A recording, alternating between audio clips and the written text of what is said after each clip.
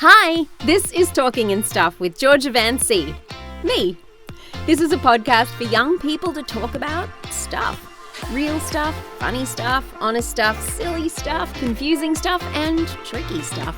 Thank you for joining us. We love having you here. Oh, one important note before we get started.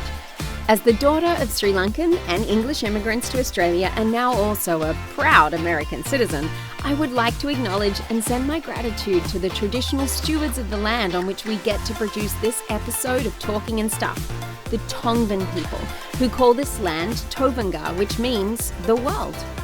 I pay my respects to their elders past, present and emerging and celebrate the profoundly important history and culture they bring to my new home. Thank you. And now it's time to get Talking and Stuff with Georgia Van C, me, and today's special guest. Hello to all the viewers out there. My name is Brady. I'm 10 years old and I live in Houston, Texas. Now you are a new resident of Houston, Texas, aren't you? Yep. When did you move to Texas? We moved around a year ago, in like the middle of summer, sort of. Oh gosh, that's a hot time to move to Texas. The dislikes about Texas, the things that I don't like about it are all the insects and weather. Oh, yes. What would you say is your favorite thing about living in Texas? One thing that I like is that when we just moved, our Nana and Papa was like about 20 to 30 minutes away from me, and a few days ago they actually got a new house. Cool. So now they're like only 7 minutes away from us. That's amazing. Thank you. How fabulous that you get to visit them. Oh, I'm a bit jealous. Mine always lived very far away. So that's a super cool thing. I love that that's your favorite thing. Like so many people might say, oh, I like the sports, or I like the music, or I like the clothes, and you're like, the people I love being close to me is the best thing. That says a lot about what a lovely human being you are on the inside. How cool. Now, Brady, I know that you have lots of very cool interests, and I can't wait to ask you all about your musicals and all your performance. But before we do, I want to do a quick weather check-in on you, not Houston, Texas, because we talked about that. But how about you? If you had to describe your feelings today, what would you describe your insides as today? Okay, so in the morning, it was actually pretty sunny, which is actually not that often because when I have school on the week, it's like always dark. And then when I leave, it kind of gets a bit more brighter.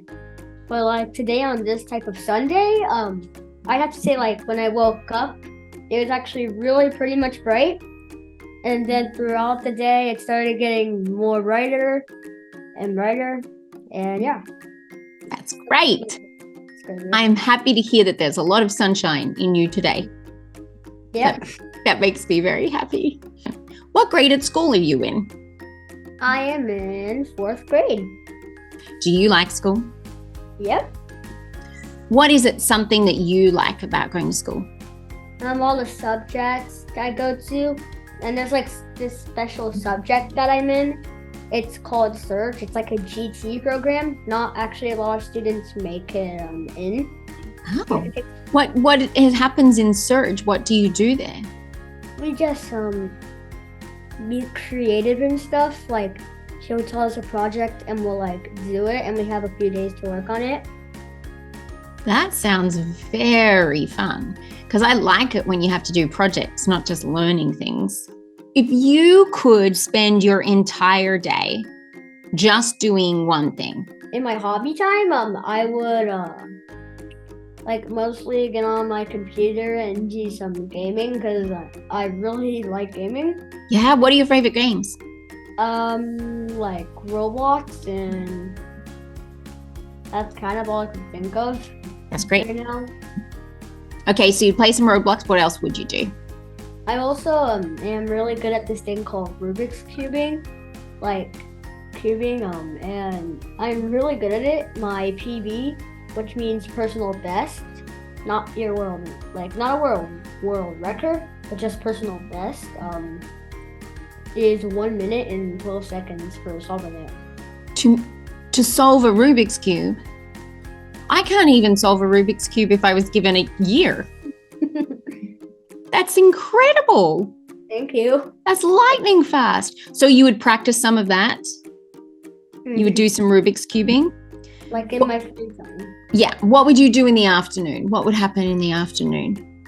In the afternoon, I would sing. Yeah? I'm really good at singing and I like it. Would you like sing along with YouTube? Would you sing by yourself? Would you play the music on, like how would that look like for you? I would mostly do all of them. What is it about singing that you love? It's just like how you feel the beat inside your heart, and like it could be like your favorite type of genre of it, like harmony, pop, rock, jazz, and like it just feels like real smooth and good. Do you find when I sing, because that's what you and I have in common, we both love singing, right? When I sing, I feel like I get calm on the inside, even if I'm singing something that's really fast or tricky. It's almost like my body's really happy and feels calm. Does your body feel good when you sing? Yep. I heard from a little birdie that you are a very good musical theater performer. Is this something that, like, if you could wave your magical wand and get to have a job doing one thing, would you like to do that? Like beyond musical theater and Broadway, that's one of the things I would do, because I've done more than about 10 plays and like singing and dancing. Hang on, you've done 10 plays and you're 10. Did you do one every year? I've actually done more than 10 plays. Whoa. There are some people in their entire life that will never even do one play. And you have done 10. And more. That's so impressive. And some of the plays that I've done are Lion King, Willy Wonka. I've also done Jungle Book and Frozen. And right now I'm actually doing Annie. That's right. That is amazing. Thank you. And in summer, I actually signed up for this Broadway camp, and I have to travel all the way to New York City. You get to act like it's a Broadway camp that you actually get to go to Broadway. Yes. And it's all the way in New York City. That is going to be so fun. Well, I almost might have to interview you after that and hear what you thought about it all. Part 2, maybe. Exactly. Brady goes to Broadway. Part 2. Sounds like it's meant to be to me. So you do theater and you do musicals, but I know there's other instruments that you like to play. What do you like to play? I like to play piano. Yeah? Yep. What is it about piano that you like? Like, it just feels like while you're moving your fingers, you could just feel the music inside your body, just going at a nice beat and knowing you're on the right keys. Yeah. What a great description. I think I'm a bit jealous of you because all the music instruments I've ever played, I had to use my mouth to play them, like saxophone and recorder and oboe. So I never got to have that fun thing of just using my fingers and me being able to like sing at the same time. If you were in charge of the world for a day, what is something that you might change about the world? That is absolutely hard, because if you do this one thing, other people, maybe like lots of other people won't like it. And if you do their thing, the other half of the people won't like it. So it's like a 50-50 chance. Like some people will like it and some people will hate it. You, sir, sound like you already understand politics. Yeah. Because that is a tough one. But I love your answer, though, about knowing how tricky it is because there's no way to keep everybody happy. I think that's a very tough lesson in life, for sure. If I was president for a day, I would make food free for a whole day. That would make such a big difference to people. Yeah, but the only bad thing about that is you're going to wait like 10 hours in like one of your favorite restaurants just to get a seat, because everyone's there wanting the free food because it's a one limited time deal. You are right. 3. Although maybe because there's so many restaurants out there, it would kind of even out. And like the homeless people, like they can make their day mostly. Yeah. It would, for so many people that we say are food insecure, it would just be it would be like Christmas and Thanksgiving and all those beautiful days all together. And we could all, like, some of my favorite things to do is just eat food with people, right? And we'd all get to do it all day. If you could describe your perfect birthday meal, like mom and dad were like, okay, it's your birthday. What are you having for dinner? What would you choose? I only know for breakfast. For breakfast, I would have Waffle House. Waffle House is like a place where it has waffles. You are so clever. It also has burgers for some reason. Yeah, I think some of those places have like lots of different things, but you'd get waffles. Yeah, with some chocolate chips on them, and it's like really, really good. That sounds like a perfect birthday breakfast. Do you know what the word proud means? Yep. Like happy with yourself. Exactly. Oh, I like that. Happy with yourself. What a good description. So, what is something, Brady, that makes you feel proud of yourself and happy with yourself? That would be, I'm proud to be a good brother. You are? And you're in the middle, right? Yes, the middle. You are the middle, like I was the middle. In fact, yeah, exactly. Your brothers are exactly the same age difference to my brothers to me. So we're the same. Do you like being in the middle? Yeah, it's good, but there's also things that are not good about it. One of the things that you do have, like the older child has like power for like both of the youngers, and then the middle child just has power for the younger, but kind of has to obey the older than the younger. Has to obey everyone, has no power for the youngers. So I kind of think that's pretty silly. That is a bit silly, isn't it? Another thing that makes me proud, to get back on that topic a bit, is like I like to make everyone's day and make them smile and let them be happy. Wow. That just made my day. So you achieved your goal by sharing with me something you like to do. It worked.